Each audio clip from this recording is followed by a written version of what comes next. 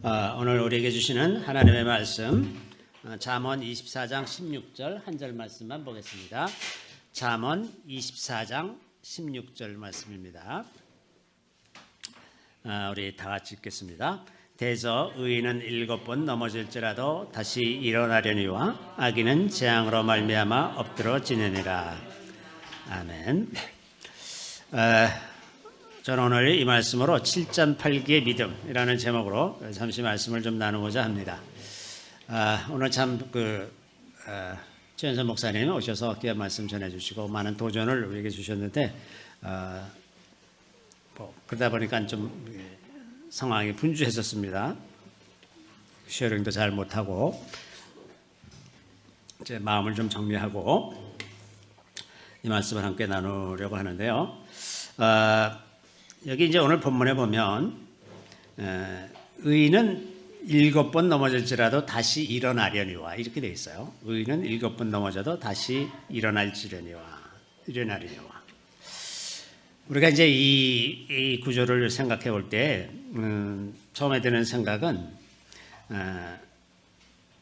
의인에게 왜 넘어지는 일이 일어나는가? 의인이라면 넘어지는 일이 없어야 되는 게 아닌가? 이게 첫 번째입니다. 하나님을 잘 믿으면 모든 일이 다 형통하고 시험 드는 일도 없고 병에 드는 일도 없고 다 그렇게 해 주셔야 되는 거 아니냐. 하나님이 전능하신 하나님이시고 하나님은 그 모든 능력을 가지신 분인데 그거 자기 백성에게 하나님을 사랑하는 자기 백성에게 모든 것이 좀 형통하고 강건하고 부자가 되고 이렇게 해주시면 참 좋을 텐데 왜 그렇게 능히 하실 수 있는데 그렇게 하지 않으시는가 하는 이제 이 질문이죠. 그런데 이제 현실 속에서는 의인들이 굉장히 많은 고난을 받는다 하는 거예요. 이게 현실입니다. 이제 이상적으로 역사 속에서 왜 의인에게 고난이 많나? 이게 늘 질문이었어요. 많은 그리스도인들이 이 문제에 걸려서 넘어지기도 하고 이 문제에 대한 해답을 찾으려고 굉장히 이런저런 방법으로 많이 애를 쓰고 그랬던 것을 볼 수가 있습니다. 또 조금 더 나아가서 같은 맥락에서 하나님이 전능하시다면 이 선하게 창조하신 이 땅에 왜 악이 있는 것인가? 왜 이렇게 고통이 있고 질병이 있고 죽음이 있고 넘어지게 하는 것이 있는가? 하는 그런 것도 이제 생각하게 되죠. 그러면서 우리는 종종 우리가 어떤 존재인가? 하나님이 우리를 만드실 때 어떻게 우리를 만드셨는가 하는 것을 잊고 살 때가 많이 있는데 그 핵심적인 것, 우리가 꼭 기억해야 되는 핵심적인 것은 하나님께서 우리에게 자유의지를 주셨다는 것입니다. 하나님은 전능하시고 뭐든지 다 하실 수가 있지만 우리의 의지를 꺾으시고 하시지는 않으신다는 거예요. 절대 우리의 의지를 임의로 꺾으시고 잔말 말어 내 말 들어 그러면서 우리를 그렇게 다루시는 분이 아니시라는 것, 이것을 우리가 꼭 기억할 필요가 있습니다. 이것이 이제 그 황금률이라고 말하는 너희가 남에게 대접을 받고자 하는 대로 너희도 남을 대접하라. 하나님께서 우리를 자기 형상대로 지으시면서 자유의지를 주신 것은 우리가 자유롭게 정말 전심으로 하나님을 마음껏 사랑하고 찬양할 수 있게 하기 위해서 우리에게 자유의지를 주셨어요. 하나님이 자유의지를 가지신 것 같이 우리에게도 그렇게 주셔서 하나님이 우리를 그렇게 대하시는 겁니다. 그래서 그건 기본적인 질서예요. 그래서 우리는 종종 생각하기를 내가 뭐 좀 이렇게 잘못하고 그럴 때 하나님이 나를 좀 때려서라도 어떻게 좀 해주시고 이랬으면 좋겠다 하는 생각을 많이 하지만 하나님이 그렇게 잘 안 하시거든요. 왜? 우리를 존중하시기 때문에 그렇습니다. 너무나 존중하시기 때문에 그렇게 우리를 강제적인 방법으로 하시질 않죠. 그 자유의지가 있다는 것은 우리에게 죄를 선택할 수 있는 그런 자유의지가 있다는 것이고 또 사람을 그렇게 창조하셨을 뿐만 아니라 천사들을 그렇게 창조하셔서 천사들 중에 더러는 하나님을 대적하고 하늘에서 쫓겨난 사탄의 세력들이 있다고 하는 거죠. 그래서 이 땅에 하나님의 그 전능하신 창조물임에도 불구하고 악이 있고 그 사탄의 세력이 있어서 사람을 또 미혹하고 넘어뜨리게 하는 것들이 있다고 하는 거죠. 그래서 이제 이 사탄의 세력이 우리 안에 있다는, 우리 가운데 있다는 것이 굉장히 아주 우리가 꼭 기억해야 할 영적인 질서인데, 그 사탄이 우리에게 역사할 때 어떻게 일하느냐, 마치 우리 안에 하나님을 향하는 마음을 하나님께서 주셔서 하나님께서 우리에게 뭔가를 말씀하시고 일하실 때 우리 안에 있는 하나님을 향하는 성품이 하나님과 이렇게 만나면서 우리가 하나님의 일을 하게 되는 것과 마찬가지로 우리 안에 있는 죄악의 성품이 사탄의, 우리 밖에 있는 사탄의 그 미혹을 받으면서 이 둘이 합작해서 악을 만들어내는 거예요. 똑같은 질서입니다. 그러니까 하나님께서 우리를 통해서 일하실 때 하는 질서와 악한 영들이 우리 안에 있는 죄를 통해서 하는 질서와 이게 이제 같은 질서를 하는 거죠. 그래서 그 어떤 의롭다고 하는 사람도 이 기본적인 질서에서 벗어나 있는 사람은 하나도 없습니다. 그래서 어떤 의인도 그 내면에 있는 죄에서부터 자유로운 사람이 하나도 없는 것이고, 성령의 인치심을 받은 사람조차도 계속해서 그 마음 안에 있는 죄로 인해서 갈등을 겪게 마련입니다. 이것이 이제 사도 바울도 경험한 것들이죠. 오호라 나는 공고한 자로다 하라고 이렇게 외치게 될 정도의 그 갈등이 마음속에 있는 거죠. 그러니까 의인은 넘어지지 않게 하시는 것이 아니라 의인에게도 넘어지는 일이 있다. 이게 정상이다. 이게 정상이라는 거예요. 정상이라는 겁니다. 자, 두 번째 질문은, 그러면 의인이라는 거는 정말 괜찮은 사람 아니냐?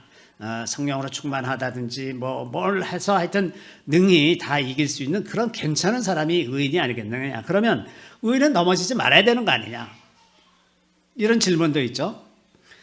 그러니까 앞에 질문이 하나님께서는 의인에게 넘어지게 하시지 않는다, 하나님 쪽 입장이라면, 이번 질문은 사람의 입장에서 그러면 의인은 안 넘어져야 의인이 아니냐, 이런 거죠.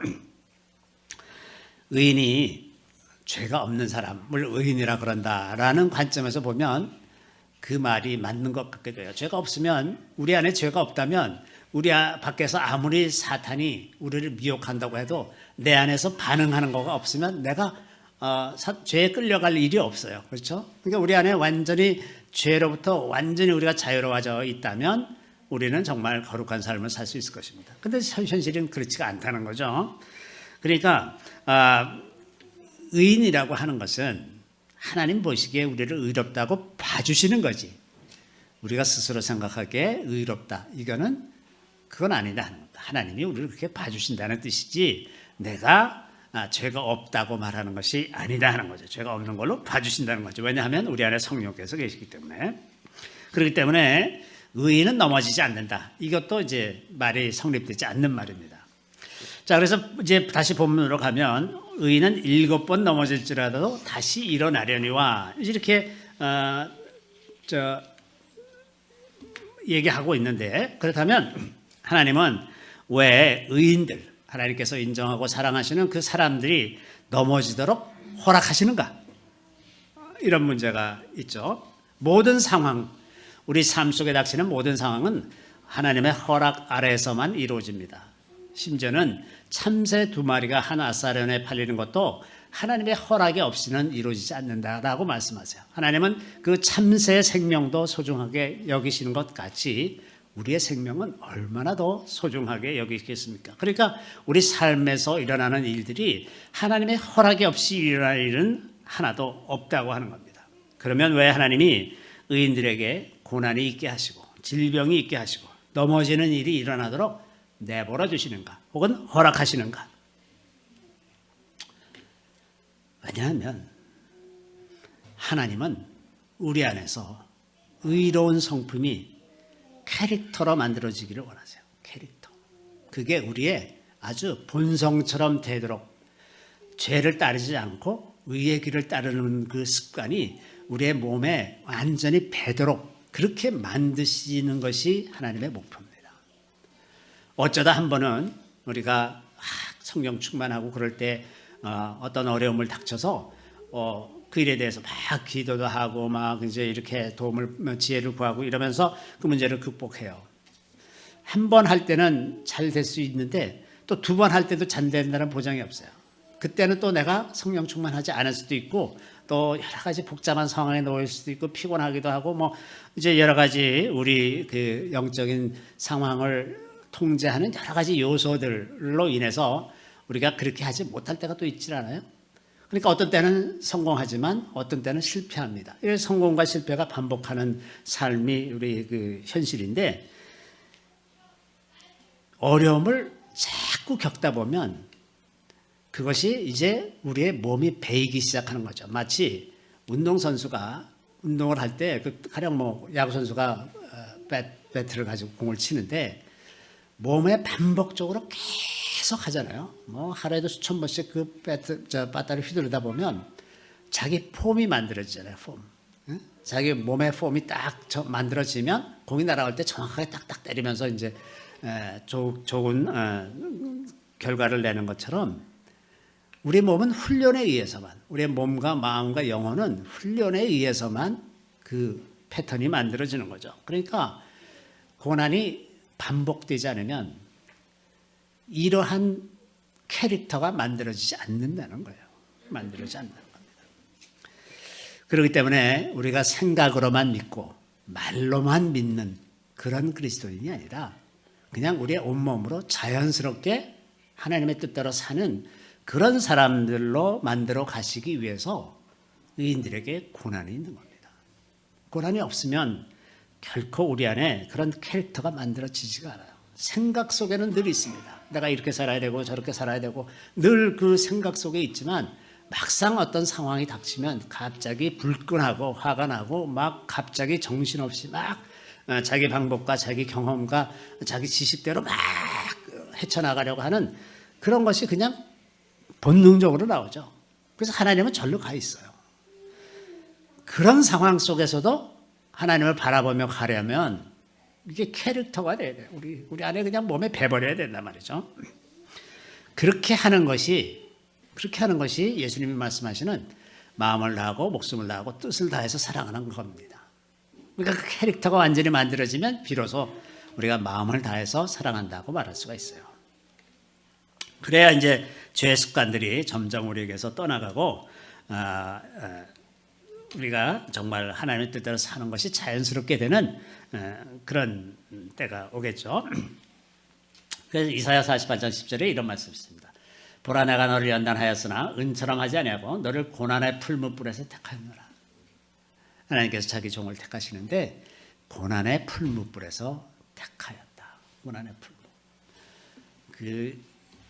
저희 어렸을 때는 동네에 이제 대장간이 있었어요. 대장간. 그래서 거기서 이제 칼도 만들어 팔고, 겨울에는 그 썰매 칼날 만들어서 팔면 칼날 사다가 이제 나무 몇 개 박아가지고 이제 썰매도 만들고 그랬었는데, 그 대장간에서 그 풀무질 하는 거 보면 그 풀무가 성능이 좋아요. 이제 이만하게 생겼는데 발로 이렇게 팍팍 밟으면 바람이 확 들어가는데, 들어갈 때마다 화로 안에 불이 확 일어나잖아요. 그 어린 마음에 그걸 이렇게 바라보고 있으면 그 힘이 엄청납니다. 아주 불이 확 일어나고 그러는데, 그걸 이제 풀무라 그러잖아요. 그 고난의 풀무 속에서 한두 번으로 그치는 것이 아니라 어떤 일정한 온도가 될 때까지, 그래서 철을 마음대로 다룰 수 있는 온도가 될 때까지 계속 뜨겁게 이제 열을 가하잖아요. 우리가 그런 캐릭터가 만들어질 때까지 주님께서 우리를 계속해서 이 불덩이 안에 집어넣으시는 거예요. 괴롭습니다. 아주 괴롭죠. 정말 괴롭죠. 괴로운데 주님은 그런 가운데서 너희들을 택하였다.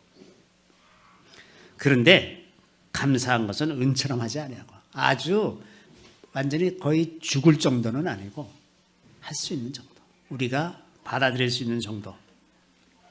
그래서 조금씩 점점 더 강도를 높여서 마치 금을 여러 단계를 거쳐서 재련하듯이 우리를 그렇게 점점 더 여러 가지 다른 종류의 고난을 통해서 우리를 다뤄가시는 것을 우리가 알 수가 있습니다.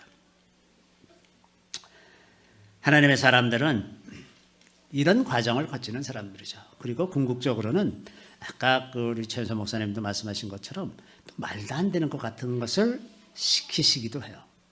과연 나에게 순종하는가 보기 위해서. 가령 성경에 기록된 선지자들도 이런 일들을 많이 겪었죠. 에스겔 같은 경우는 이스라엘 족속의 죄를 담당하기 위해서 너 왼쪽으로 누워서 390일 동안 왼쪽으로 누워서 먹어라. 아니 이게 앉아서 먹어도 이게 소화도 잘 안 되고 그럴 판인데 왼쪽으로 누워서 옆으로 누워서 390일 동안 1년이 넘잖아요. 그것도 떡을 구워 먹는데 맨 처음에는 네 똥으로 구워 먹어라. 똥으로. 그때는 에스겔이 그거는 차마 그거는 안 되겠습니다. 내가 그렇게 더러운 걸 먹은 적이 없습니다. 이렇게 하소연해가지고 겨우 그럼 너 소똥으로 해서 먹어라. 그 소똥으로 빵을 구워서 390일 동안 옆으로 먹고 그 다음에는 40일 동안 오른쪽으로 누워서 유대의 죄를 담당하고 그 이스라엘 죄와 유대의 죄를 담당하기 위해서 1년 반, 1년 몇 개월 가는 그런 시간을 에스겔이 옆으로 누워서 먹고 살았어요. 아니 이런 일을 할 필요가 뭐가 있습니까? 그거 한다고 뭐가 되겠습니까? 아무것도 안 되죠. 이거가 된다고 뭐가 하겠어요? 정말 어리석은 일 같은 그런 일을 에스겔에게 시키시고 에스겔이 군소리 없이 그 일을 했죠. 예레미야더러는 너 포로의 행장을 하고 다 손발을 묶고 이렇게 남루한 옷을 입고 보따리를 쥐고 그리고 너 예루살렘 거리를 돌아다녀라. 예레미야가 꼼짝 못하고 또 그렇게 하고 돌아다닙니다. 미친 사람이죠. 얼마나 많은 사람들이 조롱하고 손가락질하고 그러면서 너희가 곧 이렇게 될 거다 이렇게 말하고 다니는데 얼마나 사람들이 분노하고 저는 민족의 반역자 같은 그러면서 얼마나 많은 욕을 했겠습니까? 호세아는 창녀를 가서 아내로 맞아란대요. 아내를. 기가 막히죠. 아니 순결한 처녀를 얻어도 시원찮을 판에 창녀를 내 아내로 맞아라. 내 신부 이스라엘이 창녀보다 더 음란해진 것. 그것을 네가 알려면 네가 창녀를 맞아봐 한번.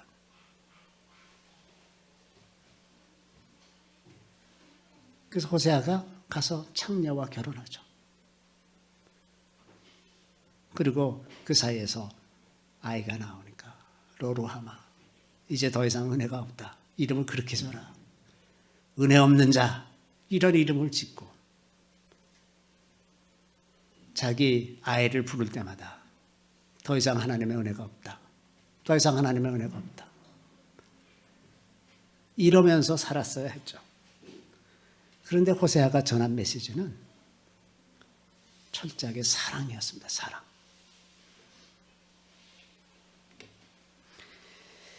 자, 그런데 오늘 본문에 또 이런 말이 있어요.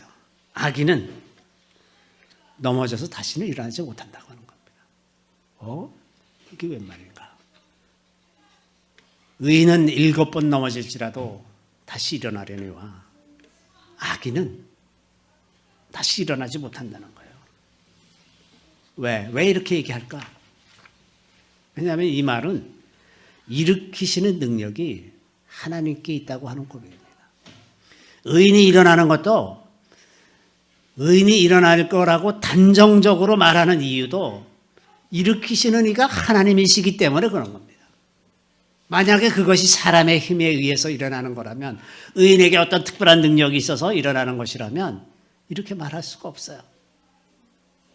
단정적으로 말할 수가 없습니다. 그러나 의인을 일으키시는 것이 하나님이시라는 것을 확증하고 있기 때문에 의인은 7번 넘어져도 일어나려니와 라고 단정적으로 얘기할 수 있게 되는 거죠. 그래서 만약에 어떤 사람이 6번 넘어졌다가 6번까지는 일어났는데 7번째 넘어져가지고 다시는 못 일어나더라. 그러면 뭡니까? 이 사람은 의인이 아니라는 거잖아요. 그리고 이 사람이 6번 일어난 거는 자기 힘으로 일어난 겁니다. 자기 힘으로 6번은 일어났었는데 7번째 넘어지니까 못 일어나더라는 겁니다. 그리고 그런 사람들에 대해서 이 성경이 이야기하고 있는 것은 악인이다. 그는 하나님을 의지할 줄 모르는 사람이었어요. 우리가 종종 우리 주변에서 많은 그리스도인들이 반복적으로 넘어짐을 당할 때 나중에는 하나님을 원망하고 화를 내고 하나님을 떠나버리는 사람들도 종종 있습니다. 그 앞에 몇 번은 자기 의지로 자기 힘으로 일어났는데 그 다음을 하나님의 도우심으로 일어나는 그 길을 배우질 못해가지고 스스로 무너지고 마는 거죠. 그래서 그 사람이 악인이었음이 드러나는 겁니다. 그전에는 몰랐어요. 그전에는 그가 참 믿음의 사람 같고 아주 훌륭해 보였는데 하나님을 의지하는 것을 몰랐었던 사람이었다는 것이 나중에 드러나는 거죠. 우리가 살아가는 이 시대에 하나님의 마음을 품고 하나님의 사고방식과 하나님의 언어와 하나님의 행동 양식을 가지고 사람들에게 복음을 전할 사람들이 필요합니다. 왜냐하면 지금 세계는 너무나 어둡고 영적 전쟁이 가장 첨예하게 역사 속에서 가장 첨예하게 이루어지는 그런 시대라고 저는 생각을 합니다. 그렇기 때문에 우리가 이 세대를 헤쳐나가면서 복음을 계속해서 증거하기 위해서는 우리 안에 이런 캐릭터가 만들어져야 된다. 그래서 거의 그냥 본능적인 수준에서 하나님의 원하시는 방법으로 살아가는 그런 삶으로 준비되는 것, 그것이 우리가 다섯 지혜로운 다섯 처녀처럼 준비하는 그런 것이 아닌가, 저는 이제 그런 생각을 합니다.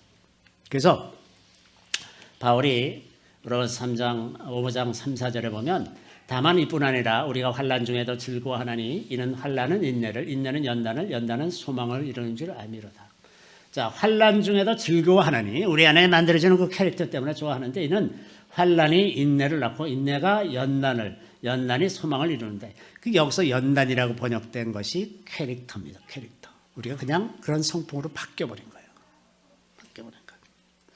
이 사도 바울은 어떻게 산 사람입니까? 사도 바울은 우리 같이 한번 읽어볼까요?